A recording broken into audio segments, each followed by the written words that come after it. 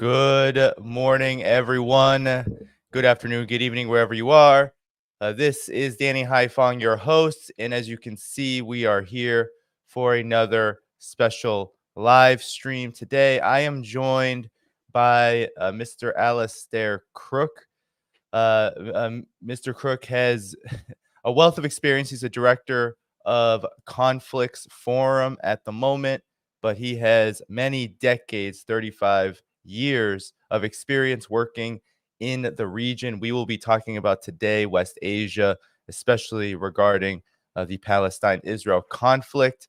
He contributes much to Al Mayadeen, a great publication everyone should be following. Mr. Crooke, how are you doing today? Thank you so much for joining me. Thank you very much. I'm fine. Great. So before we get started, everyone, make sure you hit that like button.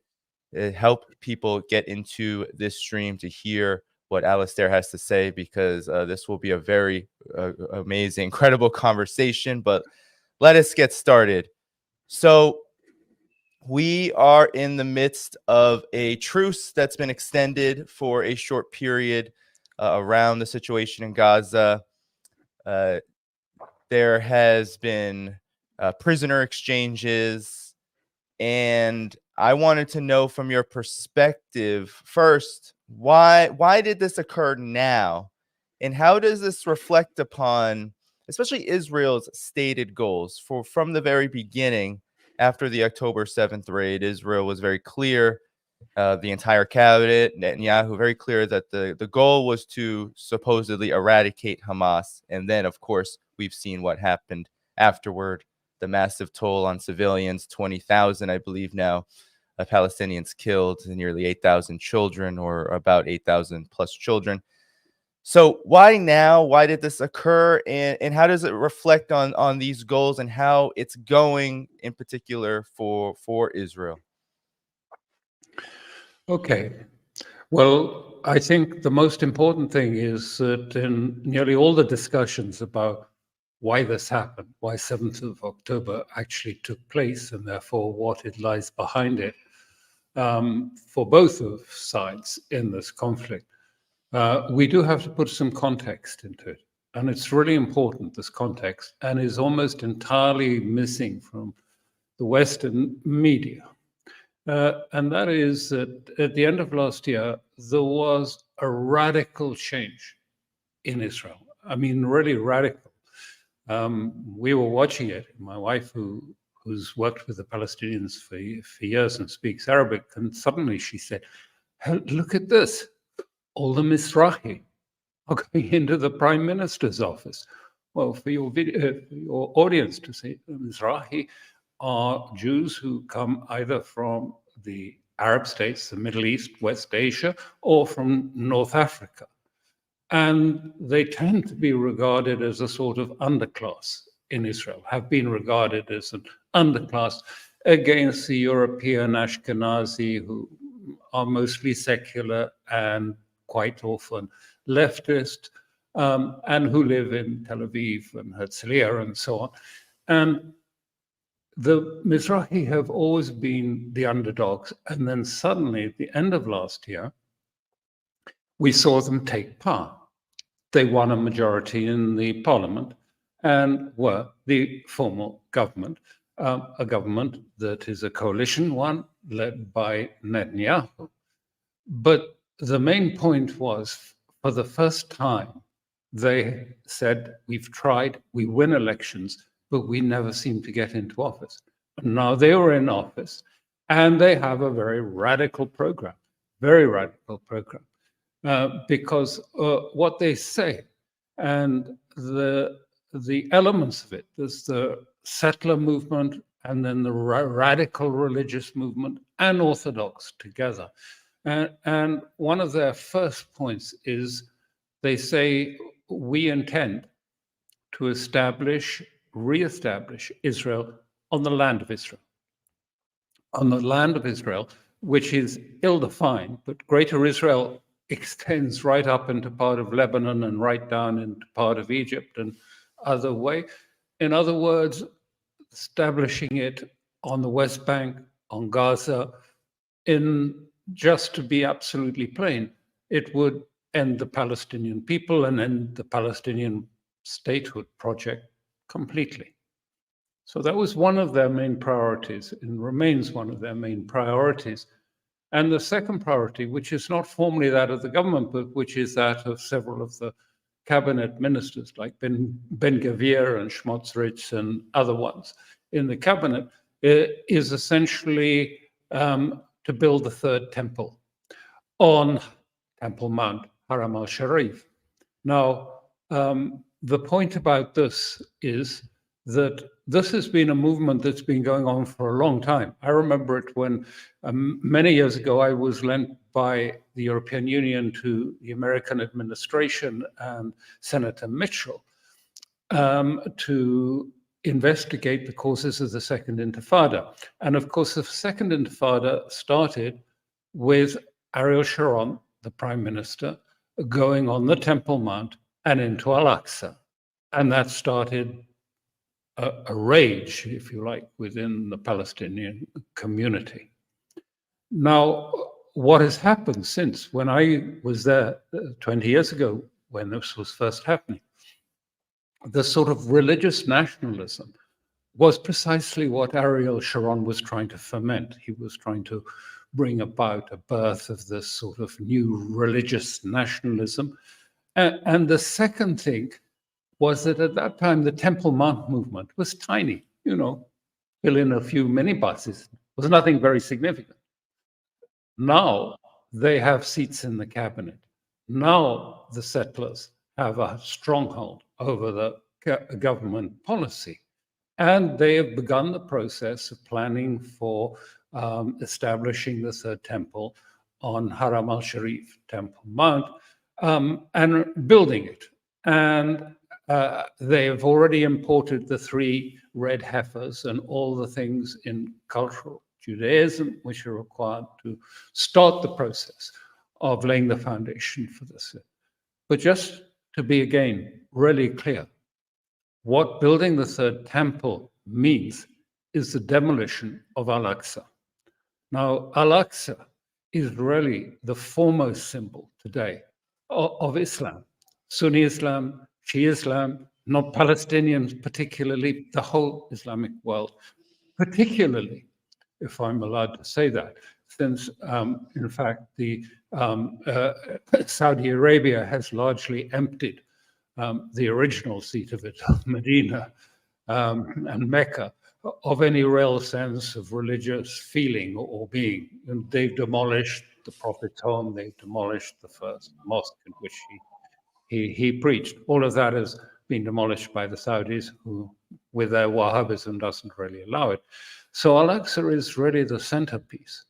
And a few years ago, the Israelis and the Palestinians clashed. In Gaza, it was with Gaza. And all of this lit a fire. There were rockets going on Tel Aviv. It was, rather like it's been in this last month or so. And there was something new about it. Hamas defined this as the Al-Aqsa Intifada. Not Palestinian, not Hamas, but the Al-Aqsa Intifada, because the settlers had been and stormed into the Al-Aqsa again. And therefore, there was a huge response across the Islamic world to this. And it joined everyone together. Now, before 7th of October took place, we had the same. We had the settlers storming into Al-Aqsa. And it is clearly government policy, because just a month before, the Netanyahu government held a cabinet meeting in the tunnels immediately under Al-Aqsa and proclaimed, we are the landlords here.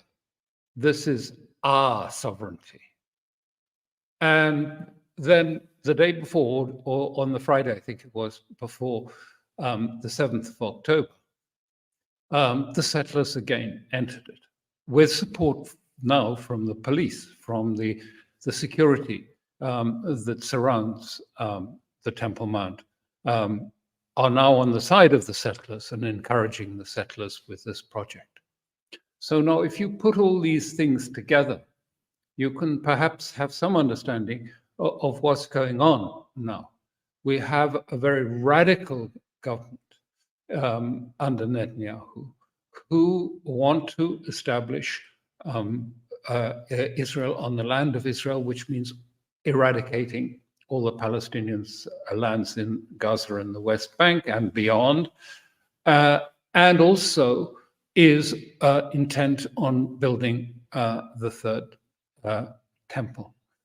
It would mean in very short terms, I mean, putting it bluntly, it means the end of the Palestinians, the end of the Palestinian project, their symbol of Islam eradicated, Al-Aqsa, and their lands taken from them.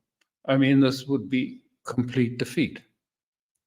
And so what we have now, in fact, and what was going on and what that Sinwar, who's an interesting person, was doing, was creating, it wasn't just an attempt to go into or seize land in the Israeli near Gaza. It was an attempt to create a revolutionary moment. And if you want to look at it, I mean, we tend in the West to look at everything in terms of sort of mechanical rationality and instrumentalism. And so we talk about, you know, whether there's a political solution now and whether the ceasefire is going to lead to a solution. But both sides are engaged in something quite different, which is, if you like, revolutionary politics. Because not only is Hamas trying to break, if you like, the paradigm, the whole point of this is since 48, the great catastrophe, Palestinian state has not got any nearer, it's got further and further and further until Netanyahu, over the last 10 years, has been quite happy to say, well, that's old news, it's history. No one cares about the Palestinian state anymore. And this was the paradigm he wanted to break. And in that context alone, it's multi-contextual, but in that context, of course, the Palestinian state is now right up on the front burner, having hardly been on the far at all during this period. So you have to contextualize it in the sense that it was an attempt to break the paradigm and to bring this back onto the front burner and change it. And yes, the means to do a revolutionary moment, if you're in a fenced off, if you like, camp, tend to be rather drastic. And it was a drastic attempt to break this this paradigm and to start it anew. Now, on the other side, because we need then to go to the other side, their plan is equally, if you like, revolutionary. It is to found Greater Israel. And that means removing the Arabs. Now, a lot is said about Netanyahu, particularly in the American press, because there's a big constituency that don't like him in the reformist Jewish community in the United States. And so he's, regularly sort of suggested that he's not very clever and he's, doing things he doesn't know what he's doing. And, this is the old danger that I always warn myself and others about, is don't underestimate your adversaries. Don't underestimate the sort of sense that, because he's projected in this way. I know him, and he's not a very nice person and character. He is narcissistic and everything that's said, but he's as wily as a fox, and he does have a strategy, and his strategy is twofold. The first part of Netanyahu's strategy, and that of the cabinet, incidentally, there's no divisions in this. The first part of the strategy is to rely on the overwhelming public opinion in Israel, Israeli public opinion, that Hamas must be absolutely crushed and Gaza too, and the hostages released. And those are the twin things. And incidentally, there was a a poll taken this Friday, I mean, a few days ago, and taken by the Israeli Democracy Institute. And this showed that his judgment on this is correct. 90% of Israelis favor the complete annihilation of Hamas. Now, if you break it down slightly more, favor prioritizing the release of hostages over prioritizing going back to the military track immediately. But it's right. There's overwhelming majority. It was before, I saw about 86, it's now 90%. And the man who did the polling, he said there is absolutely no evidence on the basis of the polling we've done that anyone favors a ceasefire, or indeed even favors, or Israelis favor a political solution. For them at the moment, stability is only to be achieved by the annihilation of everything that Gaza has stood for, as they see it. So this is a very revolutionary, if you like, plan. And it's a dangerous one. I mean, both sides are courting danger. Of course, Hamas faces a huge, Leviathan, military Leviathan on the other side. But here, Israel is betting that the other fronts won't open.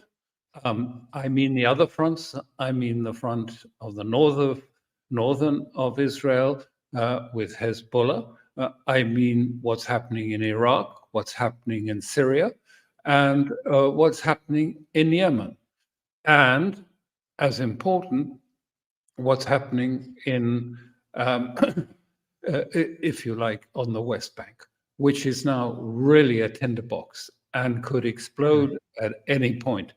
So I'm sorry for that rather lengthy explanation, but if you don't understand the context, what's happening doesn't really make a great deal of sense. If you understand the context of why we're having just time out and why it's likely not to be long lasting, you have to understand that both sides are seeing this as revolutionary politics rather than as instrumental politics. Yeah, and I'm wondering if you could talk about these possible other fronts of the war. Maybe we can start in the West Bank and then go regionally, because it seemed like from the very beginning there were concerns, and now you even have the U.S. openly admitting, or maybe not so openly, but it is being revealed in the mainstream media now, that there have been concerns on the U.S. side of being dragged into a broader war. Ironically enough, the United States, or maybe unironically, the United States in the very beginning, as post October 7th, for the first week or two, was heavily escalating, sending warships to the Mediterranean, and we know the rest. So could you talk about these other fronts of the war? Yeah, sure. I mean, I'll leave the West Bank till the last because it's a sort of internal front, but I would say that most of this is slightly misunderstood. I was speaking to someone the other day who lived in London, and he said, I get the impression, well, American deterrence has really worked, and Hezbollah has been frightened by this and stood off, and Iran is absolutely not wanting to get involved. And I said, well, that's what happened if you live in London. I mean, why don't you ring up your friends in Al Jazeera and you'll find out that it's maybe not quite as simple. Essentially, what we're seeing, I have to emphasize one thing is that what happened on the 7th of October was planned and was thought through. Sinwar has spent 22 years in Israeli prison, speaks fluent Hebrew. He understands the Israeli psyche probably better than anyone. He's immersed in it. And if anyone thought otherwise, I can assure you, they understood what was likely to be the consequence of the 7th of October and also of the consequent loss of life that would be entailed by it. So this has been something that has been quite long planned. And it is part of what is called the Unified Fronts. And the Unified Fronts publicly said, I think about a year ago, that they would coordinate and they would be in line with each other. Now, what they have done and what they have opted to do is avoid going directly, plunging into, a big war or risking a big war with the United States or between Iran and the United States, because frankly, they view it, I was in Lebanon during the 2006 war, and the whole of one area called Dhaiphong of Beirut was completely flattened, rather like we see in Gaza. And no one in the region really wants, to have to start again and rebuild bridges and everything from scratch. So it's been taken away from the nation state. The nation state is moved into the background. And in the foreground are the militia, are the, if you like, the independent actors or not independent actors, whatever way you want to see it, such as Hezbollah, the Hashad and al-Sha'bi in Iraq, and Ansar in Yemen. And the point of these has always been is not to fight the war in Iran or in Lebanon or in Yemen, but to fight it where? In Israel. If it's going to be fought, if there has to be a war, let's have it in Israel, not in our backyards, which made quite clear sense. And so the aim is a sort of to have an escalatory ladder, a ladder of escalation, starting very, very small, and then maybe moving from here to there to another place, and then up a rung if Israel does not stop the bombing of Gaza. It's tied very clearly, though said Hassan Nasrallah was very clear, and he said, if we thought Hamas's survival was at stake, which he said it isn't at the moment, then we would directly intervene. But it's not at stake. So we are gradually upping the level.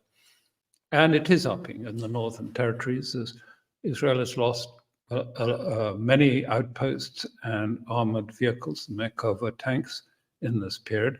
Hezbollah has lost about 80, I think, of its forces in this confrontation. The most interesting one is really in Syria and Iraq, because there, the militia, and I just have to say this because you keep seeing, at least I keep seeing it in the Western press, because they invariably start the Iran-linked militia in Iraq. And I do know some of these people. I've met them in the past, the leaders of them. And I just want to make it clear to your listeners that there are some, there are several militia that are totally Shia and linked very much to Iran. There's no doubt they exist. But the bulk, a lot of them, are not. They are mixed Shia, Sunni, and some of them are purely Sunni. And these are Iraqi nationalists. They're not Iran nationalists, they're Iraqi nationalists who want to end the occupation of Iraq and get the Americans out of Iraq and out of Syria, end the occupation. So it's not quite as presented. And these militia every day are attacking the 12 American bases in Iraq with rockets, with missiles. It's not a full-out attack because they've warned that if it gets worse, they'll probably go for the green zone in Baghdad and the embassy there.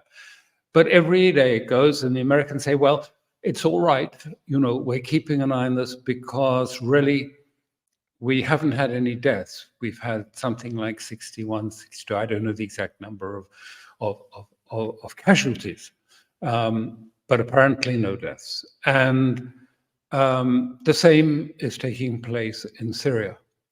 And these positions that the Americans had, which were intended originally as some form of deterrence, have really become hostages because they're not well protected. They don't have massive air defenses or whatever. They're quite vulnerable places. And every day, and so the Americans the other day attacked some of these an Iraqi movement, killing 6. Immediately there was a response again, and more bases were attacked. At the moment, they're observing the ceasefire, but it will start again. And the intent is to persuade the Americans to leave Iraq as well as support the Palestinians.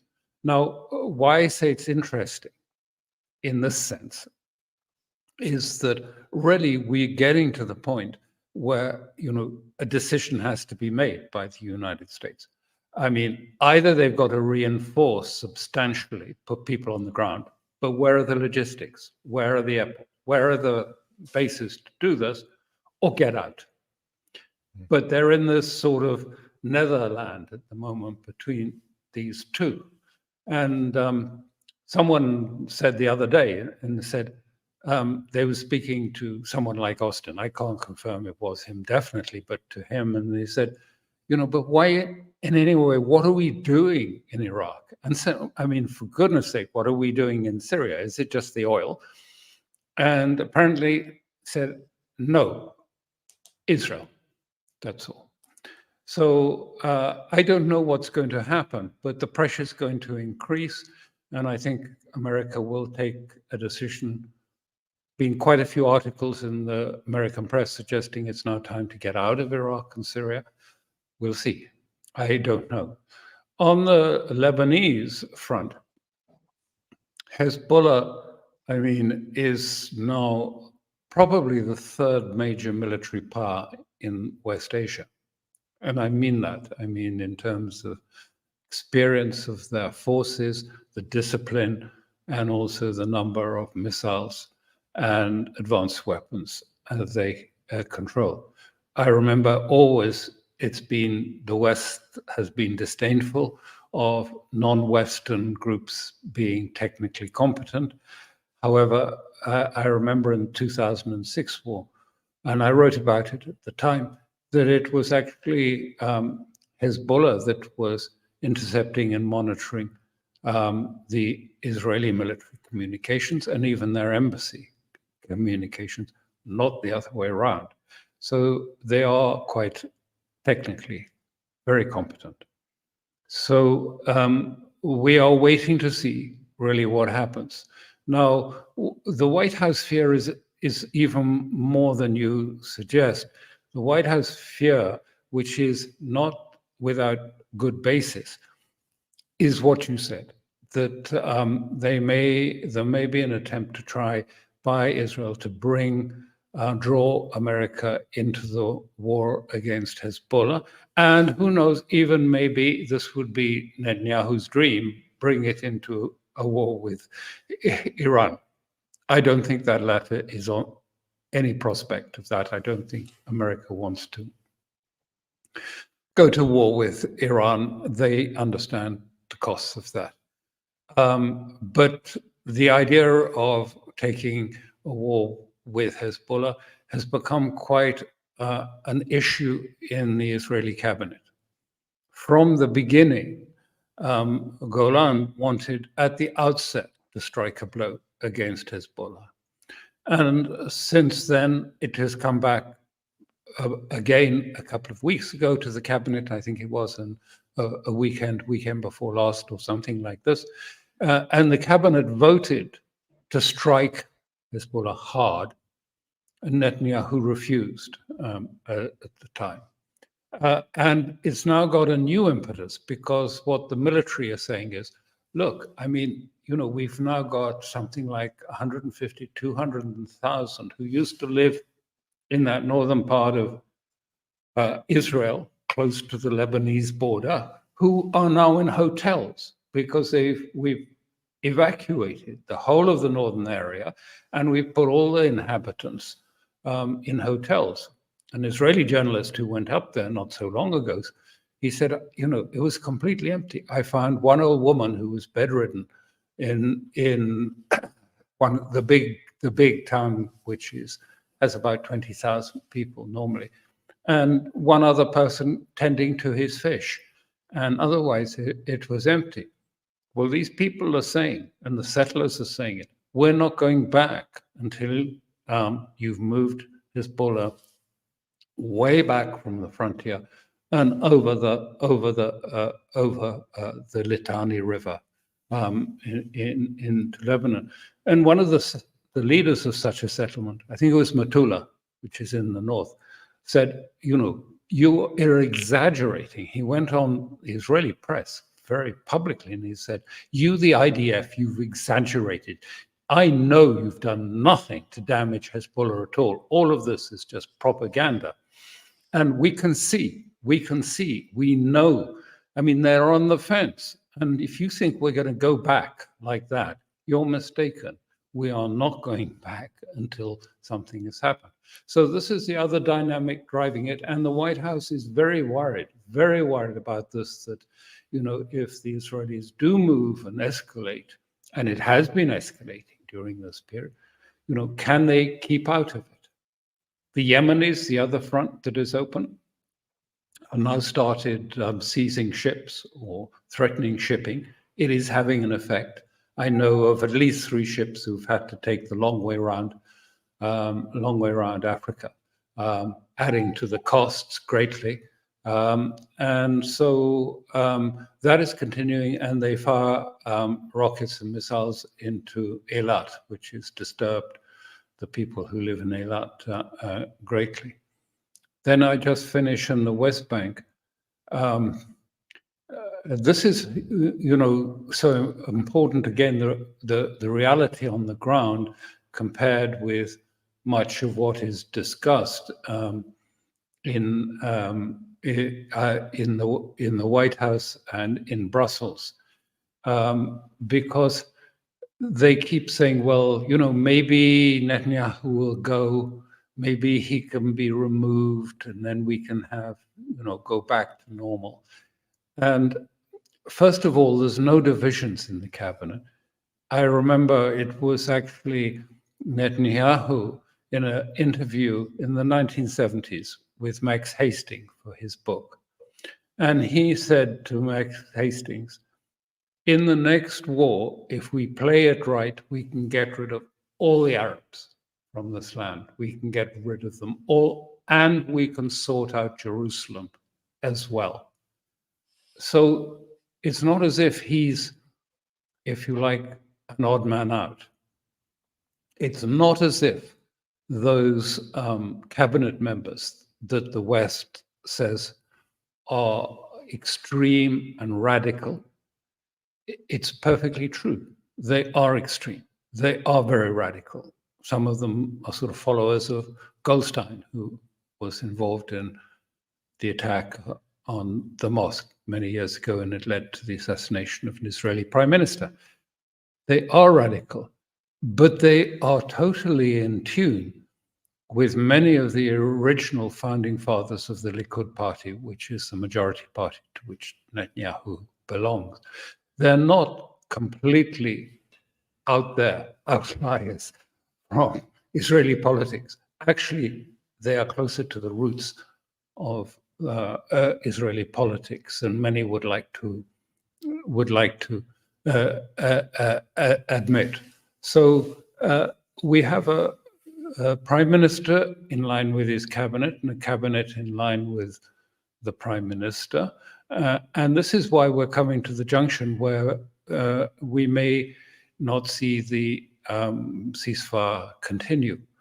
One of those 2 cabinet ministers is responsible for the administration of the West Bank, the occupied territories, Smotrich, and the other one, Ben Gavir, is responsible for security.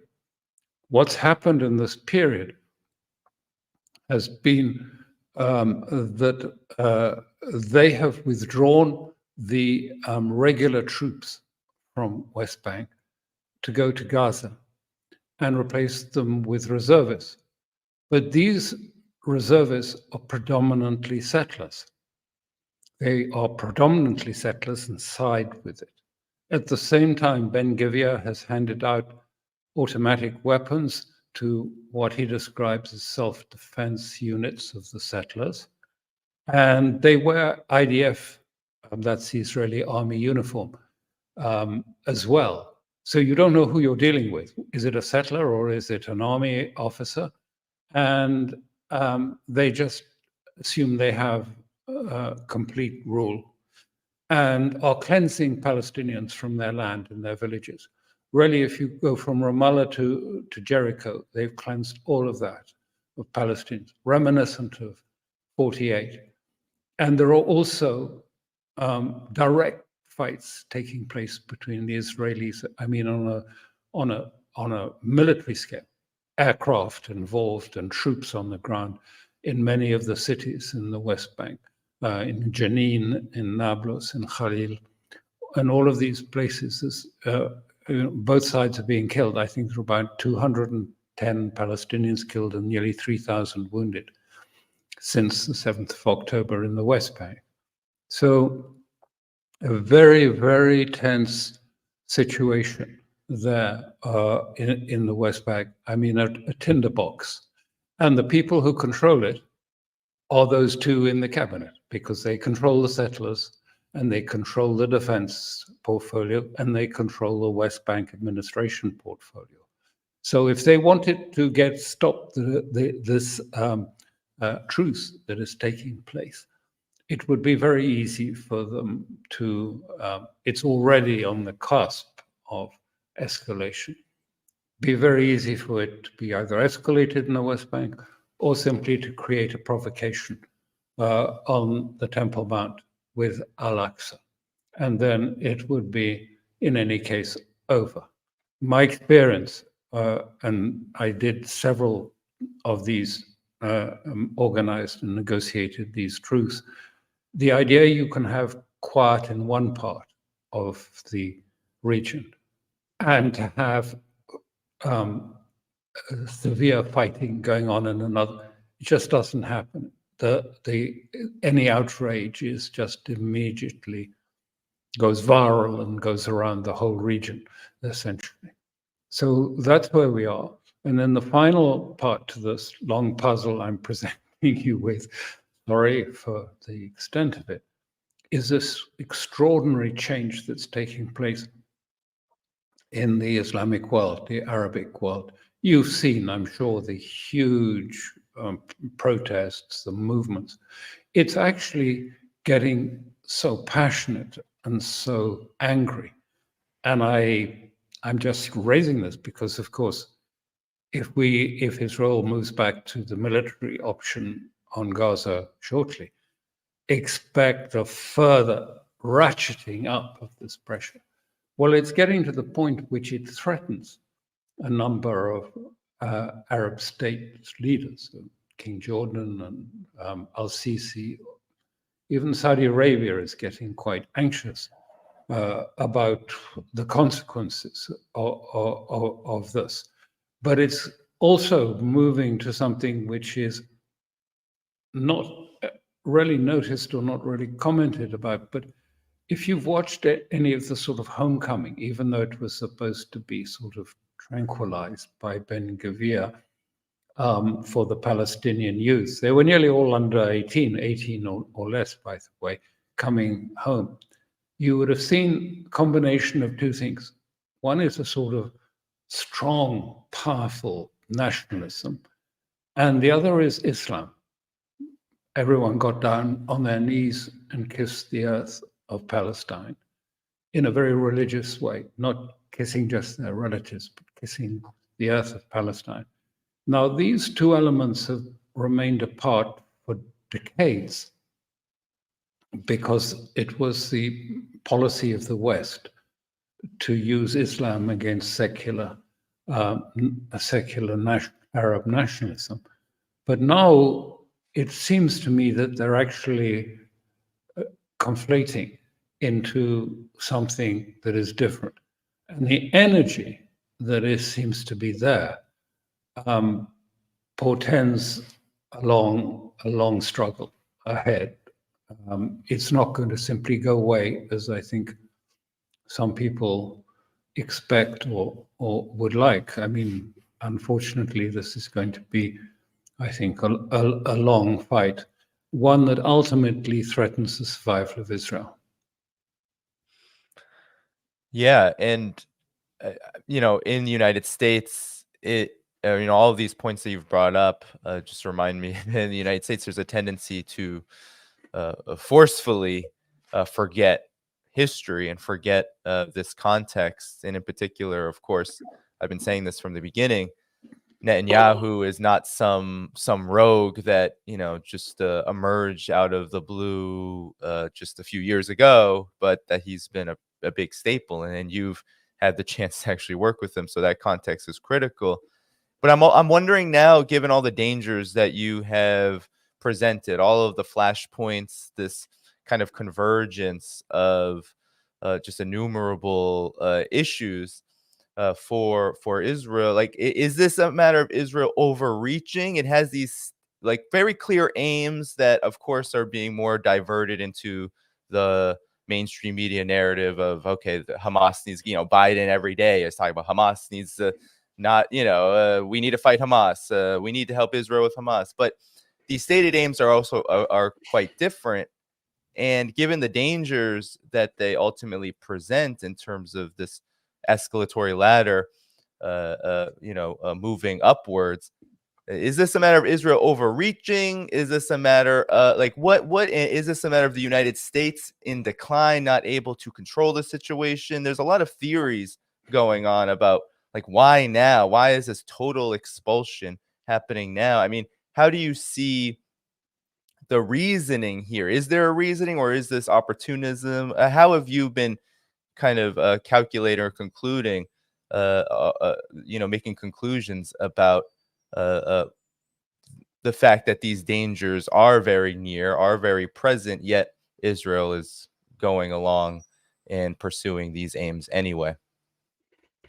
I think that much of the Israeli, I can't call it a strategy, but its reaction to the 7th of October is driven by revenge, much more than by a concerted set of ideas or thinking about what it was going to achieve.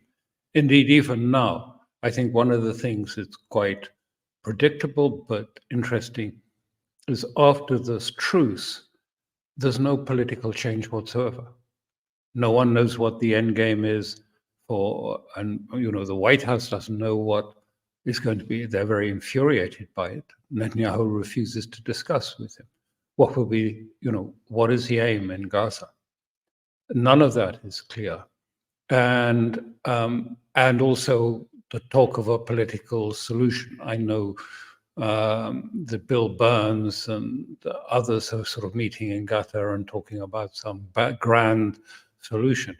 But as I've just tried to indicate to you earlier, there's absolutely no support in the cabinet or in public opinion for a political solution or even a ceasefire. 90% oppose it in Israel. So we're still talking about really emotional reactions to the 7th, rather than, if you like, see a military plan. The other thing that is, again, they know it, but the Israelis have had almost no success against Hamas. Hamas' main force is deep underground. And, we saw that with the nonsense about the hospital. Al-Shifa Hospital, and that the command center was underneath it, and it was all exposed as nonsense, as we all knew it would be, because actually Hamas have their own hospital many tens of meters down, all equipped, and in that huge facility of the tunnels that they have constructed, and where their main force has been throughout this. No more than a small fraction of their force has been used on, if you like, small raids from below to attack Merkava tanks. Until now, the Israelis have not got out of their personnel carriers or out of their tanks So their tanks are quite vulnerable.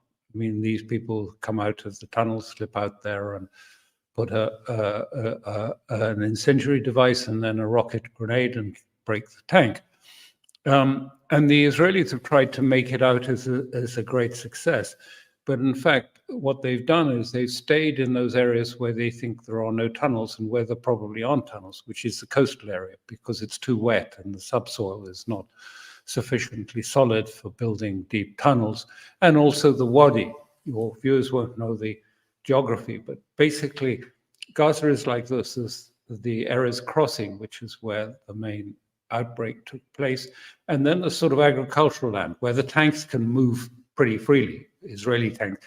I mean, there's no possibility of defense there. And then they've come down the beach area. And the beach area is not urban, it's just beach and a little bit of, people's gardens and things behind. And the wadi is, you have Gaza City up in the north, and then you have Han Yunis down further down, and there's this old river that sort of passes down there. And it's sort of swampland. I remember it. It's swampland, and it's quite unsuitable for tunnels. Although if you dig deep enough, of course, it's possible. But it's, not difficult to drive a tank down it, and it won't be stopped. But what has not been evident is we have seen no evidence. I watch it quite carefully every day. You don't see no evidence that actually the Israelis have killed Hamas forces. I mean, I haven't seen any pictures. You remember when the refugee camp was destroyed in the south, and they dropped several 2,000-pound bombs on the refugee camp, saying they were after a member of Hamas.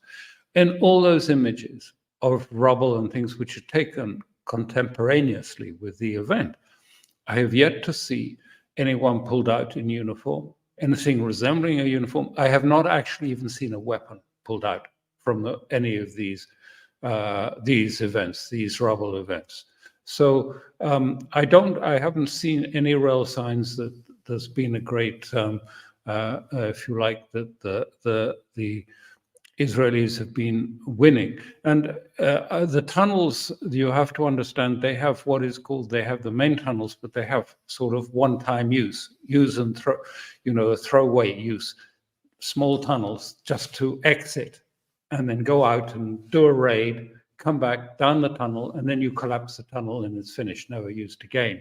So when we've heard about tunnels being destroyed, they were probably destroyed by Hamas. No one knows. I want to be clear. I don't know how the sort of strategic balance is actually going because no one admits it. But I don't see much evidence that it's been a great success for Israel. And I also hear from people in touch with the Israelis that they know it hasn't been a great success. And so what are they going to do next? I don't know. Well, Sinwar says in the next round of fighting, the full three-quarters of the main force, which has not been deployed so far, will be deployed when the Israelis re-enter into Gaza. Yeah. I mean, I guess we'll have to see, but it seems like the fighting will continue in this so-called stated aim to quote unquote destroy Hamas is not only not working, it's also seems to be not even the biggest priority given all of the destruction and all of the tensions that have been inflamed that are very separate from this aim. So I wanted to spend maybe the last few minutes that I have with you on the larger world situation. And of course, the big topic that I've been covering here is Ukraine. And I'm wondering from your experience as a diplomat and also from how you've been viewing and analyzing this particular conflict, where do you see things now here? How has there been, an interplay between these two conflicts, the one occurring in Gaza and Palestine and the one occurring in Ukraine? And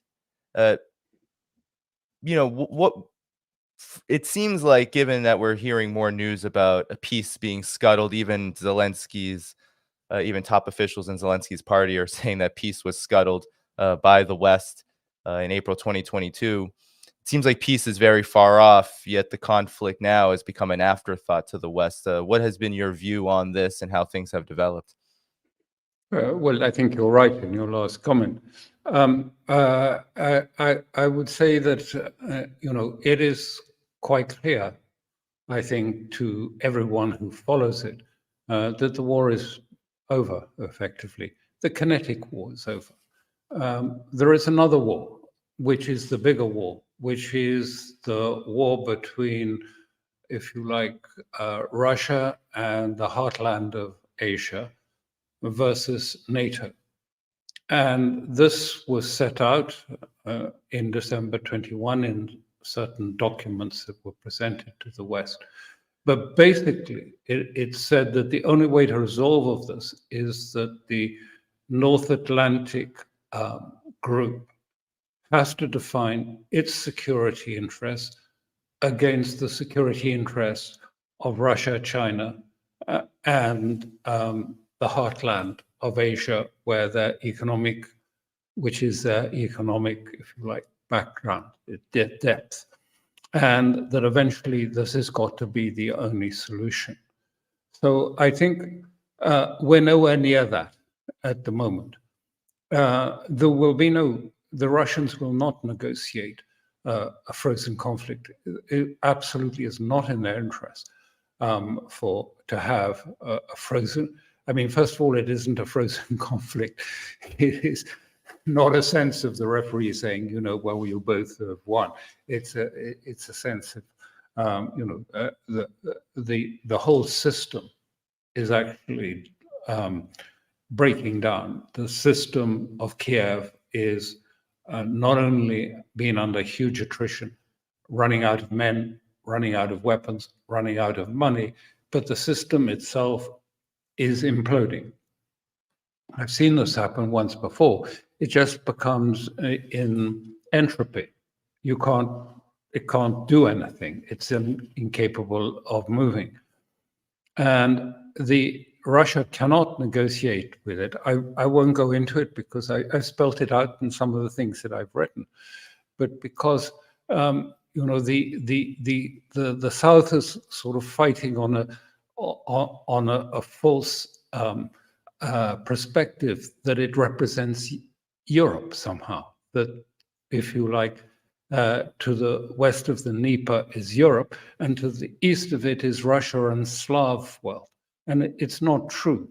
Although they present themselves as being somehow descendants of Vikings and somehow descendants of Germanic stock, they are not. All the DNA and everything proves that they are as Slav as the Russians are Slav. And there's nothing else about it. And their language is also an offshoot of Russian language and not based on Germanic or any other old pre-Roman language. So the Kiev, if you like, the people in power in Kiev are not capable of negotiating with Russia because they regard Russia as subhuman. They said that. Danilov, the head of the National and Defense Security, said we're all right with Asians, and the Slavs and the Russians are Asians, but they're not really human. We don't regard them. And by the way, they're excluded from citizenship in the legislation that Zelensky introduced in this. So I don't see Russia being able to is going to negotiate with people who regard them as subhuman. And this is a bigger picture, which I've tried to outline elsewhere, where we're moving. Negotiations and diplomacy used to be about national interests. It's possible to negotiate a national interest, but now the West has gone in for identity politics and is turning everything into a clash of identities, so that it is now the European nation fighting against the old enemy of Russia. And I would just say one thing about how ridiculous it is, in the sense that there was never, if you go back a few years, there was no Russia problem facing Europe. at all. No one was preparing for war with Russia or thinking about war with Russia. They were using Russian energy to fuel their economic system. Then suddenly they were caught by the nose by the team in Biden and by the neocons, and they zealously and enthusiastically, to prove their sort of allegiance to the North Atlantic side, went into war and have lost completely and just mortgaged their economic system for a generation or more. I mean, completely made a mistake about the whole conduct of the war, thinking it would be simple, thinking it would be an easy win. And now the Europeans are saying they have a problem with Russia, and NATO has to be strengthened, and they have a problem with Russia. Actually, it's the other way around. Russia now has a problem. Russia has a problem with the Europeans. That's how it is. And the only way it will be resolved is what I said at the beginning. If there is someone who has, if you like, the agency in the United States to sit down and work out some sort of modus vivendi that can be made between the interests of the NATO bloc with that of the emerging Russo-Chinese heartland interests. I don't think it will stop, and Europe will be sort of wasting its time after making all these egregious mistakes in just trying to pretend that they can put together a military force. By the way, I worked in the European Union. I mean, it's not a state. It doesn't have policy for a military war or to construct a military structure to do it. And the East Europeans are not really interested. They were interested for a while, but now they are getting disillusioned with Europe and the fact that European values seem to be being imposed on them against their will. So I think the whole thing will sort of crash and burn in due course, but Europeans will pay the price in a much reduced economic standing in the world. I mean, really collapsing economic standing. Already, I'm speaking to you from Italy, 2/3 of Italians are having real difficulty in paying their bills because gas, electricity is all shot up across because of the sanctions that the Europeans were so keen to introduce on Russia. Yes, and I know that we're coming up at the hour, but lastly, if you could just entertain this, it seems like, you mentioned the United States being the principal kind of purveyor of this conflict and thus having responsibility in needing the kind of leadership to maybe dial back the volume on this self-destructive conflict. But it seems like worldwide, you mentioned Russia, you mentioned China, they're pursuing a different course of diplomacy, of politics. Some call it multipolarity. We've seen China's increasing role diplomatically with regard to Iran and Saudi Arabia. We see that the prestige of Russia and China are quite on the rise, and that the United States seems like there really is no deviancy or a deviation from the outlook of, well, Russia and China are indeed the enemy. So do you feel like that the United States has no choice but to dial back, or that it's going to continue to pursue these kind of destructive policies like we've seen in Ukraine for the near, if not medium and long-term future? Well, I'd start off by saying I don't see the United States as being responsible. I mean, Europe, fell into this with great ease and glee. I mean, it wasn't as if they were blackmailed into it. They weren't. And also, I don't see the United States as being responsible because I don't think the US as a whole has that tradition. I mean, if you go back to even a short while ago, the tradition has always been to be very wary of foreign entanglements, particularly European entanglements, and to put more emphasis at home and to be more isolationist. I think. I mean, if you go back to the roots of the Republicans, and really it's a very small group of what I call institutional Republicans and institutional Democrats, who we term as neocons, who have produced this. I don't know. I think it's possible to see a point of inflection coming when America will go back to something like its more commonsensical roots and move away from the neocon. I mean, you don't get that impression if you listen to the sort of Republican debates, I know at the moment.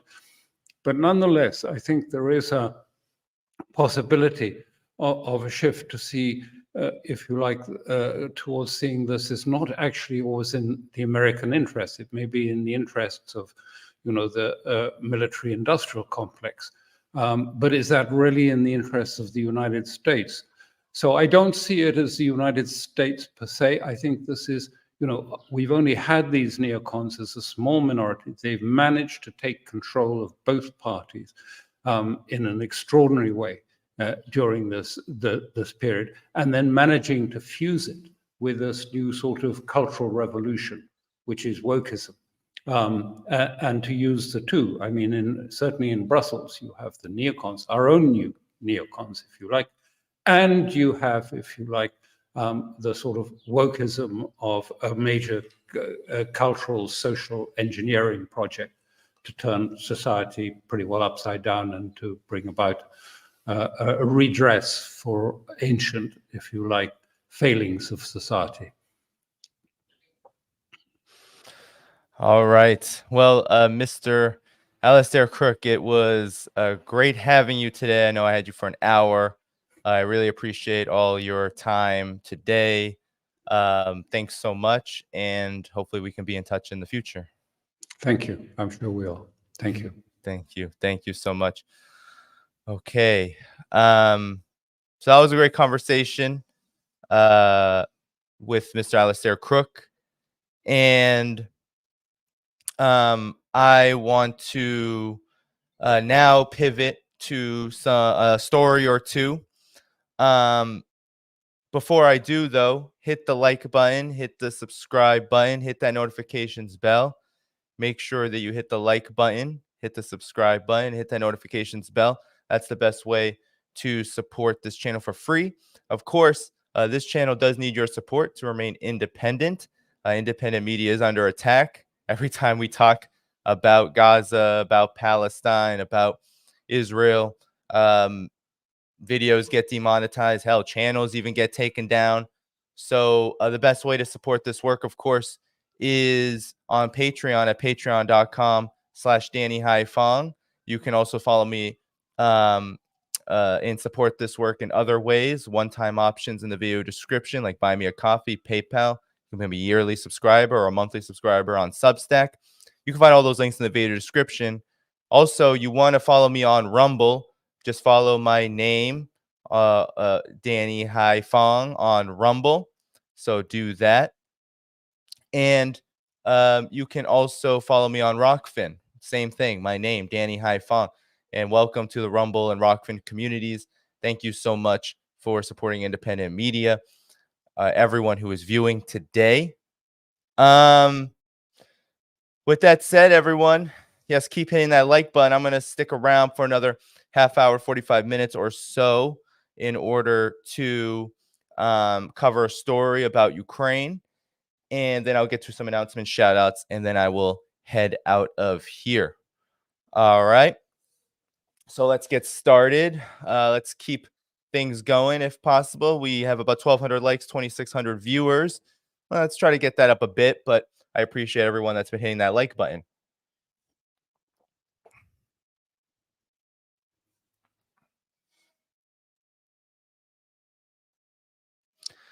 All right, so let's get started. So the Ukraine conflict, the conflict in Ukraine is coming to an end. And we see this through a myriad of admissions in the Western mainstream media. Now, the battlefield situation is quite grim. Now in Avdiivka, there is another Bakhmut situation. Ukraine is once again being grinded down. And the Western mainstream media itself is admitting this. They're admitting that indeed Russia, it has the upper hand. Of course, we have to read between the lines, so to speak, because the Western mainstream media does not like to speak in clear terms, lest we actually be fed with a dose of truth behind all of the spin. But here you have Ukraine saying that Russian forces advancing on Ukrainian town from all sides. And if you read through this, it says Russian forces are intensifying their drive to capture the eastern Ukrainian town of Avdiivka, trying to advance on all sides after the weeks of fighting.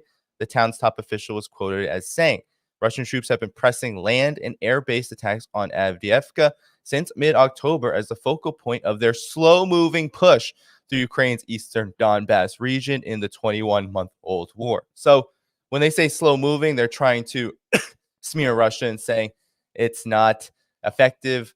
But really, this is a war of attrition that Russia has decided upon itself to conduct. And the slow-moving nature of it is actually all about grinding the full extent of Ukraine's military rather than forcing Ukraine to retreat rapidly in a very destructive offensive charge. Russia is pulling Ukrainian forces in and grinding them down quite effectively. And this is part of the after effects of the counteroffensive, where Russia did exactly this and ended up taking 90,000 plus of Ukraine's forces and more than 30% of all of the NATO armaments it has received in totality. Ukraine has received in totality. I mean, that is quite damning in just a few months period.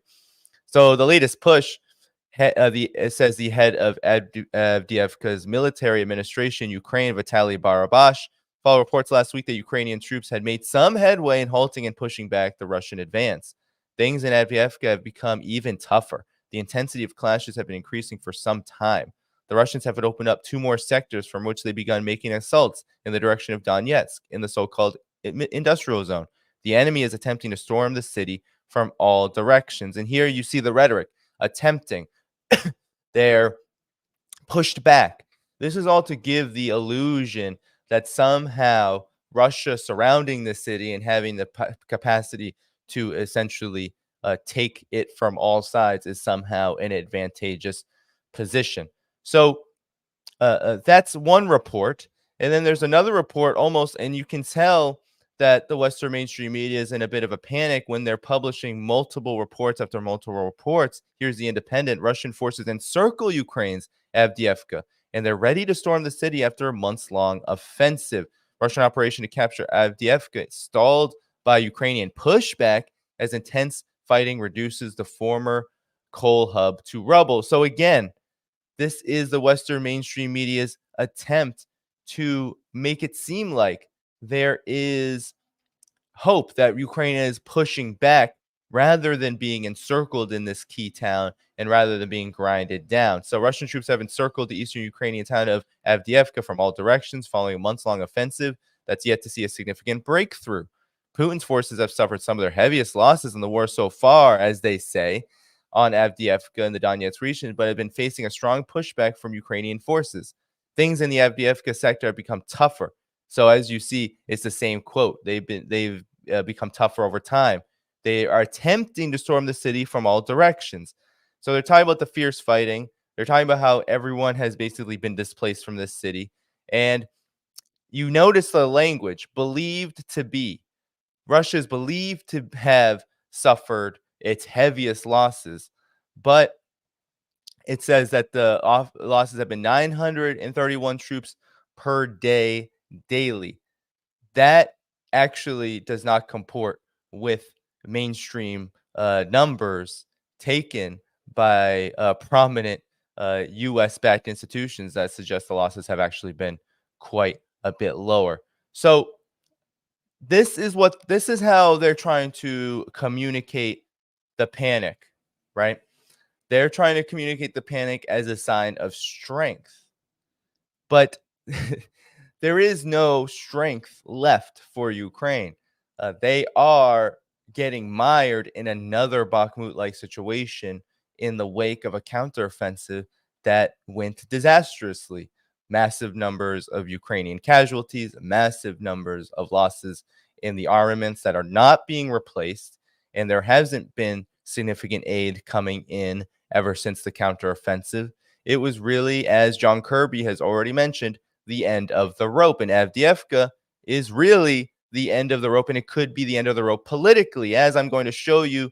The Duran talked about this, and I want to play you their reaction to the consequences of what will happen possibly to Ukraine should Avdiivka fall to Russia, which it will, and it will in some due time. So here we go. You know, as Avdiivka falls, so does Zelensky's government. Yeah, I agree. How true is that? I think it is, and you can see this. And can he cover it up? And can he cover it up like Bakhmut? That's my follow-up question. Can he cover it up like Bakhmut? Go ahead. Well, he will. First of all, I mean, they will. I mean, we're still getting all these reports that, you know, thousands of Russians are dying in Avdiivka. The British Ministry of Defense today said that plausibly, the Russians are losing 1,000 men a day across the battlefronts. What is bizarre about those claims, by the way, is that the Western governments and media outlets are ignoring the analysis of Russian losses carried out by the BBC and Media Zona, which is this NGO, which is Western funded. And I showed that. The Independent is literally saying, look at how big these losses are from Russia, citing nothing but the Ukrainian government. Yet we have numbers conducted through analyses of the West itself that show something quite different. And they don't actually corroborate any of this. They show that Russian losses are relatively low. There has been a spike, an upward spike during the fighting in Avdiivka, as one would expect, but they're not reporting this huge surge in losses that Western governments and militaries and Ukraine is talking about.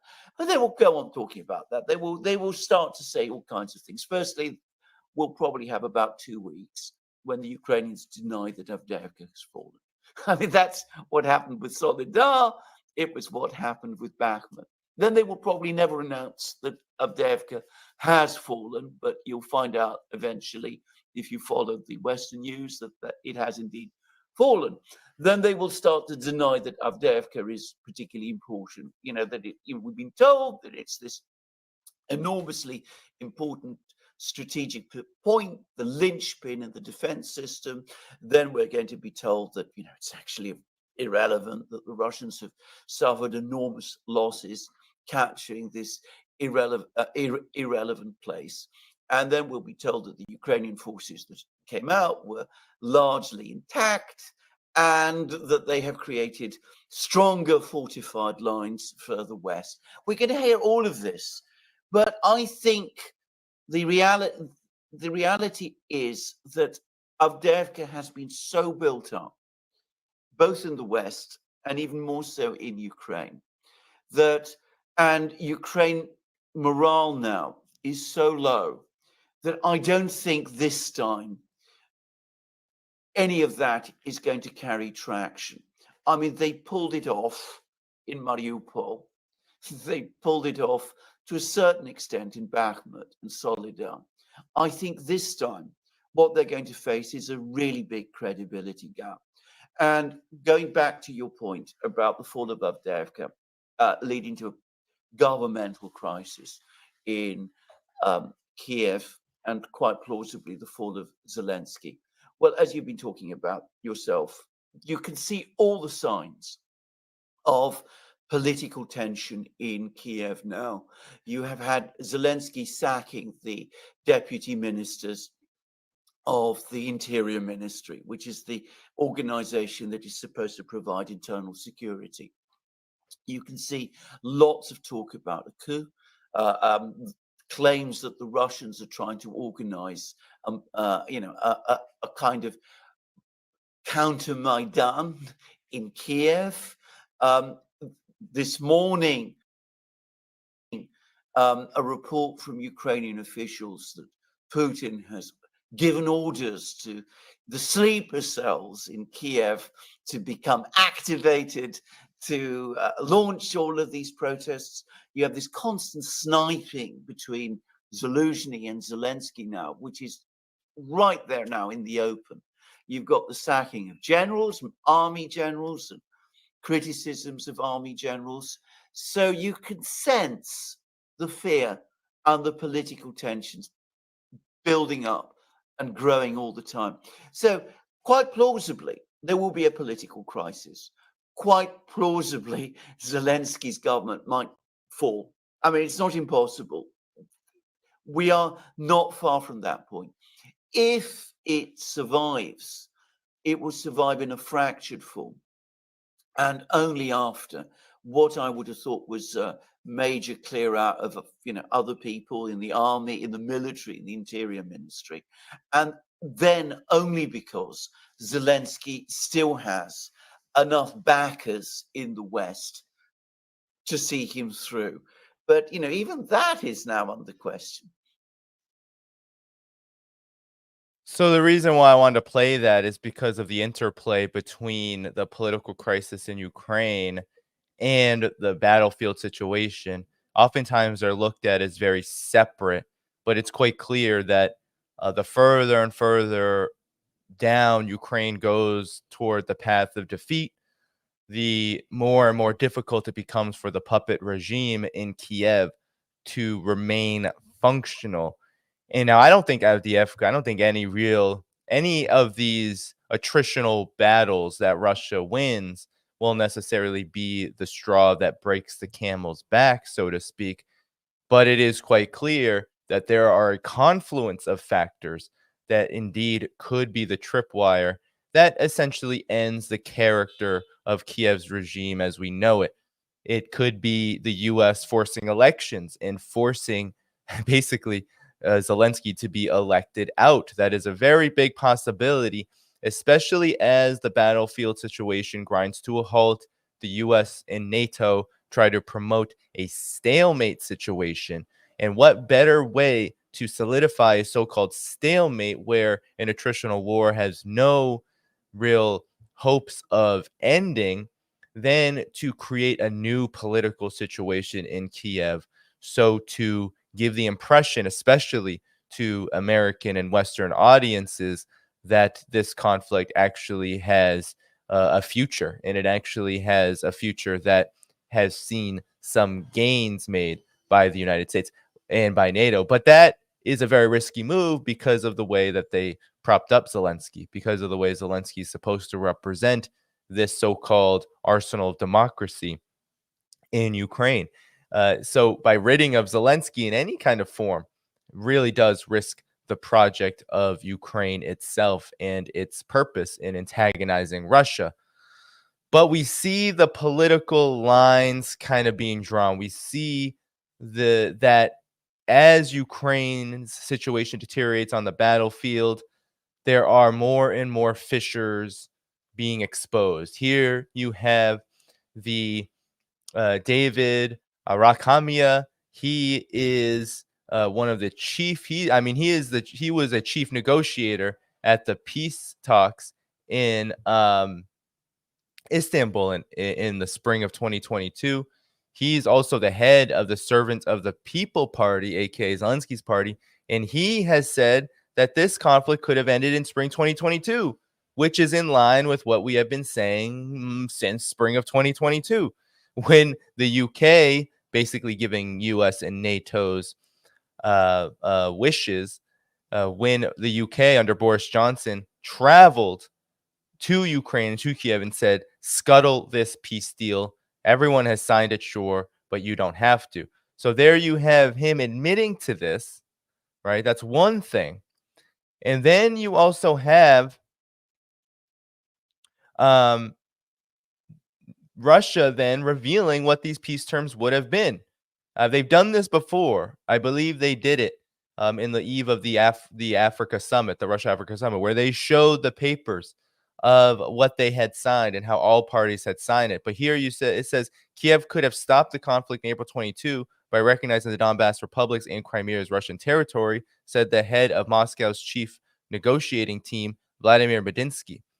The former culture minister led the Russian delegation at the Istanbul talks, where he said Ukraine missed the opportunity to end the war and save hundreds of thousands of its soldiers. Among our non-negotiable demands were the recognition of Russian sovereignty over Crimea, recognition of the independence of the Donbass republics. He added that they also had a long list of humanitarian demands pertaining to the protection of the Russian-speaking population of Donbass. In my estimation, not huge asks given the situation at the time. He insisted that Russia never set itself the goal of conquering Ukraine and that the chief objective of the military operation was the protection of Russian-speaking civilians. Advised by the West, however, Zelensky chose war. So this comes after the head of the Ukrainian delegation at the Istanbul talks, David Arakhamia, previously confirmed long-circulating rumors that the conflict could have ended just after 2 months had Kiev accepted Moscow's demand for neutrality. This was the main thing for them, said Arakhamia. They were ready to end the war if we accepted neutrality like Finland once did, and we would make a commitment that we will not join NATO. This was the main thing.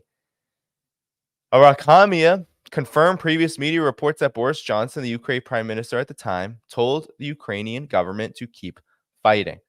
So you have the obvious conclusion that could have been had. You had the obvious best case scenario at the time that could have been achieved, avoided altogether. And now you have a political crisis emerging in Kiev, basically at the behest of NATO. This is really reaping what you sow. And it gets more and more pathetic as time goes on, because now the news is, NATO has once again met, NATO leaders have once again met, and they are still doubling down on this mythical idea that Ukraine is going to join NATO. What NATO has done, what the United States has done, is they basically said, we fully support Ukraine joining NATO, but it cannot happen yet. And they keep having these instances where they mention this, where they talk about this. It can't happen yet. We can't have Ukraine in NATO yet, but it will happen, just not during a war, just not during this corruption scene that Ukraine, plague that Ukraine is sick with. Just not yet, but it will, because we fully support it. In a sense, they fully support the overall objective of antagonizing Russia, but they're not willing to go the full step, because taking that step would mean essentially the end of Ukraine. It is the red line for Russia. And not only is it the red line, but even without crossing it, they have already crossed other red lines. For example, backing Ukraine and its destruction of the Donbass, not respecting the sovereignty, and continuing to voice this goal without taking into consideration Russia's security interests. We're really always hearkening back to 2022, early 2022, late 2021, December, where the United States and where NATO essentially rejected any attempts, any and all attempts Putin had made and Russia had made to negotiate neutrality. And so here you have NATO keeping Ukraine invitation in back pocket. So in the back pocket, this is how bad things have become, where they can't even talk about this in a straight manner. NATO is always talking about this as we come together, we're united on the position, but we cannot take the action because they've lost the war. So NATO leaders have agreed to invite Ukraine to join the bloc, but time is not right, said Jens Stoltenberg, Secretary General of NATO. The U.S.-led bloc's chief had earlier ruled out Ukrainian accession while the country is embroiled in a conflict with Russia. In an interview with Hungarian news website Index on Tuesday, released on the eve of the foreign minister level meeting of the NATO-Ukraine Council, Stoltenberg was asked to clarify when Kiev could finally achieve its goal of membership. The official, however, would not provide any specific dates. Stoltenberg claimed that Kiev is closer to NATO than ever, adding the bloc's leaders decided to invite Ukraine to join when conditions were met and where allies agreed. He noted Kiev had been allowed to take a shortcut on its path to accession, as it is no longer required to follow the membership action plan, NATO's program of advice and support for potential candidates. Asked whether the West is suffering from Ukraine fatigue, Stoltenberg appeared to dodge the question, reiterating that NATO would support Kiev for as long as it takes. He added the organization's member and provided the embattled country with more than 100 billion, or about 109 billion, in military aid since the start of the conflict. So, dodging. They're dodging. They're dodging the defeat, essentially. They're dodging the reality that, one, the collective West, at least people in the collective West, are pretty sick and tired of this conflict. They're not even paying attention to it now that Israel has basically gone completely and utterly unhinged and is pursuing a final solution against the people that have been prevented having their own nation and having self-determination for over 70 years. Now that everyone is paying attention to that, the United States and NATO has been given a bit of breathing room to allow this war of attrition to continue without any prospects of the U.S. and of NATO meeting its objectives. But yet they continue to circle the drain, continue to make circles around their stated objectives without acknowledging the reality. Because acknowledging the reality would mean essentially being forced, being forced by the weight of public opinion to do so. So, in effect, what you have here is you have Ukraine suffering more losses on the battlefield. You have the counteroffensive now leading into what is really a graveyard period for the conflict militarily. You have the United States, you have NATO reducing their aid to Ukraine in terms of scale. You have admissions over and over again, as covered by this channel, that there is not going to be some kind of ammunition revival, any kind of revival of the same kind of aid that Ukraine was getting to replenish militaries in the past. And also, Ukraine now has some pretty practical issues at hand, one being the fact that it's running out of people to send to die. It's running out of literal human beings to send to the slaughter. When that happens, it means the fighting has to eventually stop. You can't keep eventually, just like when you're pouring a bottle of your favorite drink, eventually that bottle runs dry. And that's what's going to happen to Ukraine. You have massive amounts of displacement. People have left. People have fled. They don't want to fight the war. And now you have reports in mainstream Western media publications that this sentiment is only growing.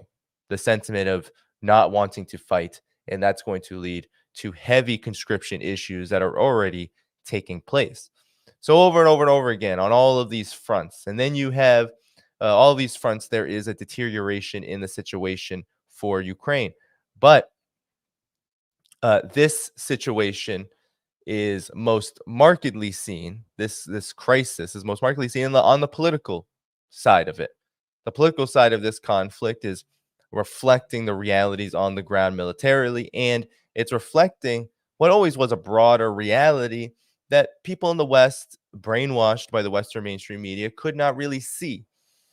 They could not get the lesson that history has taught us about puppet regime after puppet regime, dictated, led, trained, funded, all of it by the United States and by NATO, is that these regimes eventually fall under the weight of their own corruption, their own mismanagement, and of course, the fact that they are always disposable because they don't represent the interests of people. They don't represent the interests of a country, if we call Ukraine that anymore. They don't represent the interests of any particular majority. They represent the interests of foreigners, of invaders, of those who seek to occupy and militarily encircle Russia, occupy the region and militarily encircle Russia for aims that have nothing to do with Ukraine. And regimes like that never survive, never last long in the same manner. They make many transitions. I mean, we see this all over the global south. This has happened over and over and over again. Whenever there is an illegitimate puppet government, we saw it in Niger recently, we're going to see it again and again and again across the world. Wherever there's a government that is serving an empire, that government cannot help but fall eventually, especially one that has been embattled and mired in a World War I style conflict, at least in terms of fighting style, for over a year. How could a government like that last for a long period of time? It's not possible. So the crisis of legitimacy is plaguing Ukraine now more than ever, Kiev in particular. And of course, that crisis of legitimacy reflects something a lot greater, which is the crisis of legitimacy of the masters themselves, of NATO, of the United States. They can't resolve this conflict without doing it on Russia's terms. They can't resolve any conflict without doing it on the terms of those they are targeting and those they are attempting to destroy. And that's because the world has indeed changed. The world is not where it was even 20 years ago, 30 years ago, where the US could operate as a hegemon and could operate without any kind of accountability from anyone else. No one could stand up to the United States militarily. And even when countries tried, they ended up generally being destroyed. That time, those days are over. Russia and China do not have these they don't have these weaknesses that countries in the global south who were unprepared and just could not defend themselves had. Now history has run its course, and you have a situation even in Gaza, even in Palestine, where the United States can't even get its way there because it can't balance a situation that it has facilitated, that it has let and allowed and inevitably gotten out of control. It cannot control that situation. If it can't control the situation in Palestine, where you have a people without a country, without self-determination, but yet with all of the support from the world, especially regionally, toward those aims, if the United States cannot handle that, what makes you think the United States can handle and manage a great power confrontation of which it has been pursuing with Russia and with China?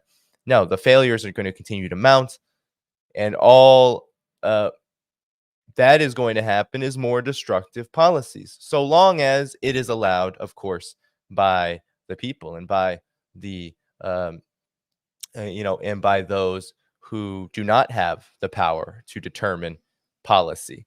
So long as those so-called policymakers, those who are dictated, controlled, and in bed with the most exploitative forces on this planet, military-industrial complex, the Wall Street banks, the major corporations and monopolies, all of those who are so invested in war, so long as they do not have any fear or any worry from the people, they'll continue to pursue the destructive policies, whether they fail or not. As long as they can reap some benefits from the whirlwind, they will continue to reap. So that is why it's important to be armed with this information, with this reality, so that we can become agents of history to change it.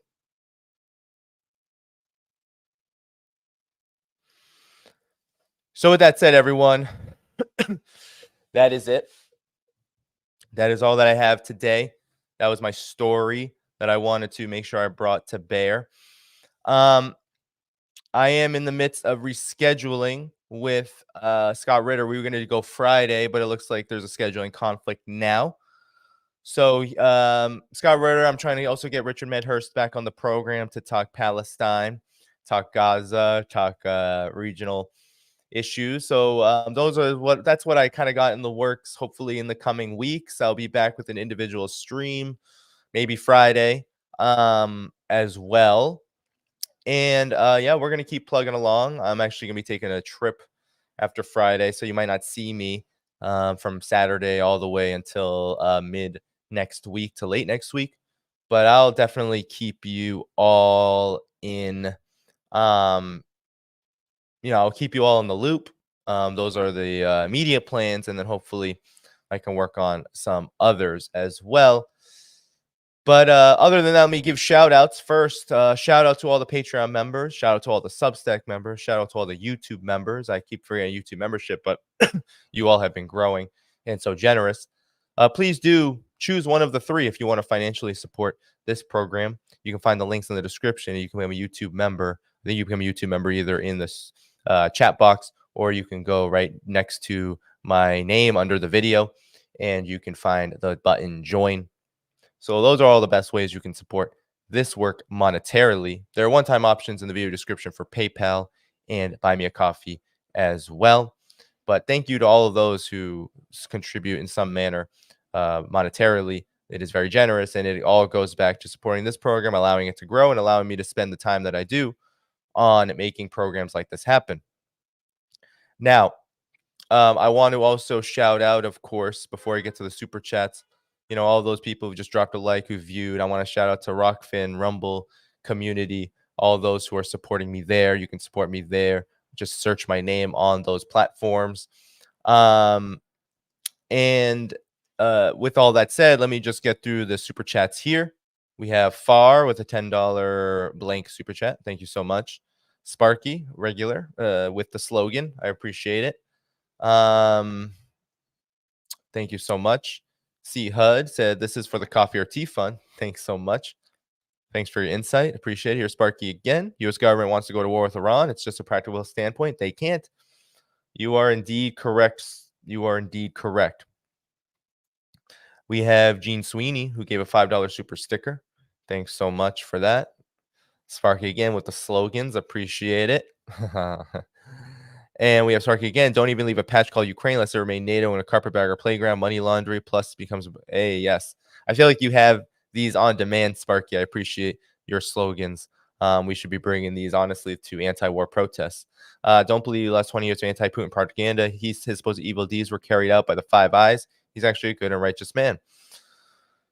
I mean, Vladimir Putin, I tend not to look at good and righteousness when it comes to even social movements or leaders. I look at what is the objective force of history, and should we be standing on that side or should we be standing on the other, given some of these objective laws that we're seeing play out. And indeed, Vladimir Putin is a product of a very complex history, of which he is standing on the right side right now at this moment. And so that is the most important thing for me. And then here we have Sparky. Great work, Danny. Keep it up. Yes, thank you so much for all your generous contributions. And Michelle Moon says, thanks for the tea and updates. Thank you so much for your support of this work. So with that said, everybody, oh, man, it's early for me. Early stream, 10 a.m. Very early. This was a great one. It was great to be with all of you. Once again, of course, support this channel, video description, or you can join as a YouTube member. Thank you to all the YouTube members.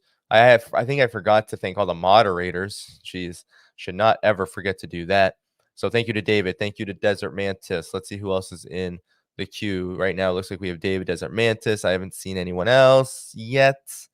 I know okay, so if Human out there as a member, thanks so much. I'm shouting you out. Notary was also here. Notary S was also here as a moderator.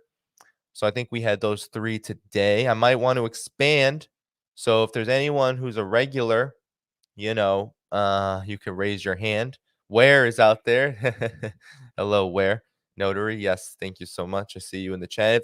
If we want to get a few more, also moderators who are already moderators can suggest those who they feel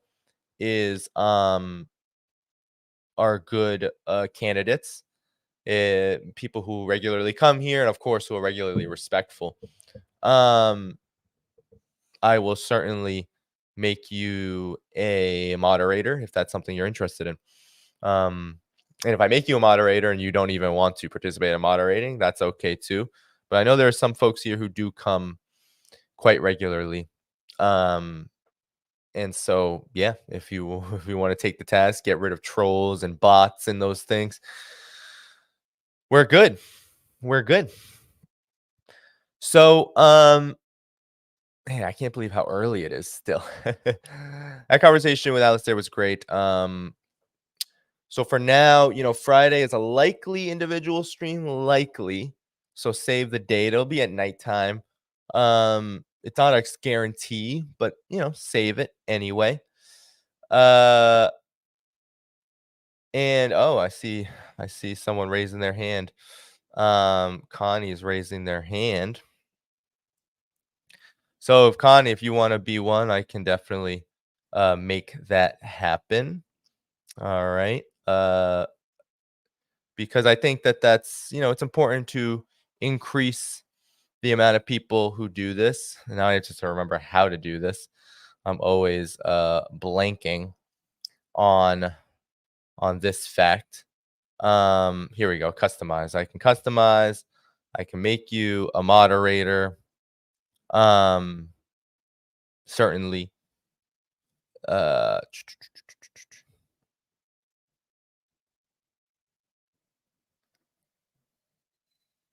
And Shenzo says, what time do you normally do your streams? So it depends. It depends on if I have a guest with a time zone issue conflict with me, I do it whenever they can do it. So generally you'll see me here with certain guests. They live abroad. It'll probably be in the morning, 10 a.m., 11 a.m., sometimes a little later. But generally, if it's just me or if it's my choice and I have a guest that can't accommodate or it's just me, it's generally 8:30 to 9 p.m. Eastern time on the weekdays. The days can vary because I am working on a nursing schedule. No, I'm not a nurse myself. I'm working on my wife's schedule. So she doesn't have a Monday, Tuesday, Thursday, or a Monday, Wednesday, Friday, or any kind of consistency. It's always varying. So that makes it a little tough, but that's why, do what we do. This is a show that is a little, I guess, a little more spontaneous, but that's generally the times I do it. So creative experiments, yeah, you're a regular. Connie, creative experience. I'll make you guys moderators, and the only thing you got to do really is if you want to participate in getting rid of trolls, that kind of thing, then I'm of course grateful, but it doesn't really take much. I don't know why I can't. I want to do this while I'm on here, but I can't even find the place where I did it. I thought it was in customization. I feel like it was. Basic info. All right. Oh, here we go. Settings, permissions. No, not permissions. Community. There we go. So let me see if I can find you. Connie Reed.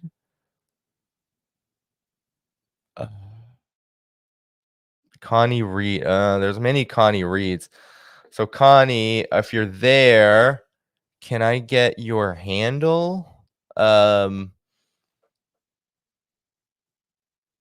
Oh, I can click the person's name in the chat. Okay. Connie. I gotta get to you. Thank you for the help. Where is everyone? Creative experiments. All right, here we go. You're a moderator now, creative experience. You're a managing moderator. No, standard moderator. Okay. So creative experience, you're a moderator. Now I just need to find Connie. There you are, Connie. All right. Add as a moderator. You'll be a standard moderator as well. All right. So yeah, but I think it's good to expand the community in the moderation sense. Times may change. So if it's not much work, then that's fine. But I just want to recognize you all also for being regulars. So I'll do that more and more so over time. Okay, Quantum Alchemist, there you are. Yes, I've seen you quite a lot, Quantum Alchemist. So let me oh gosh, I'm getting tabbed out here. Where are you, Quantum? There you are. Okay, so moderator, standard, there you go. All right.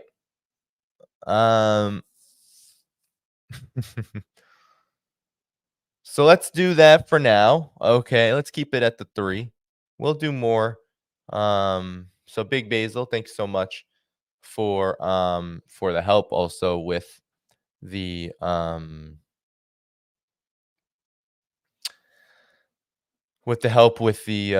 figuring this out.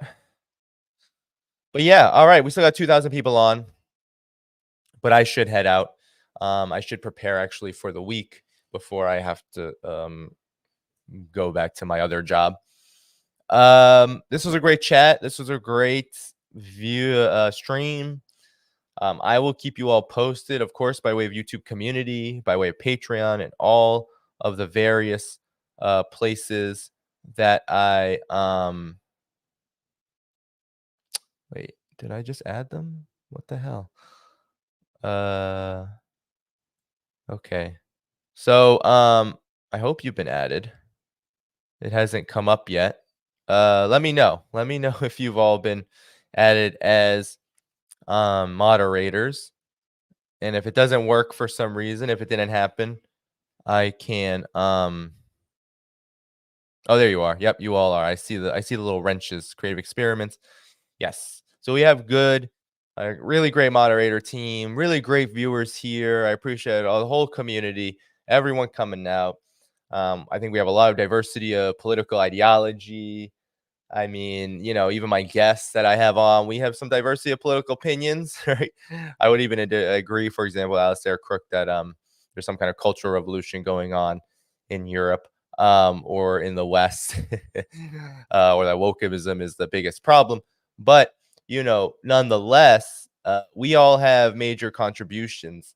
And in the realm of geopolitics and foreign policy and building a real, true, genuine peace movement, we all have a role to play. I mean, Mr. Alastair Crooke has played a huge role in the way that he has been analyzing the situation in Gaza and elsewhere, writing for a publication like Al Mayadeen, which is just incredibly useful in following this conflict.